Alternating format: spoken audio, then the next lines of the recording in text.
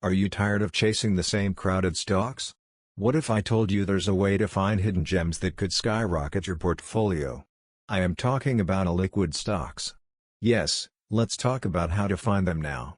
To identify illiquid stocks, look for consistently low trading volume, wide bid-ask spreads, infrequent price quotes, and a lack of institutional interest, all of which suggest difficulty in quickly buying or selling the stock. Think about this.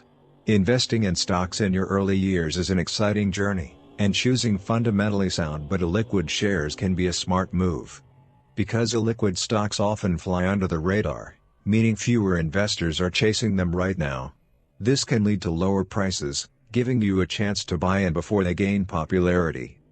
Over time, as the company grows and its fundamentals shine, these shares can become more sought after, driving up their value. It's like finding a hidden gem that others will eventually discover. Sure, it might take patience, but long-term investing is all about that. Just remember to do your homework, understand the company's fundamentals, its market position, and growth potential.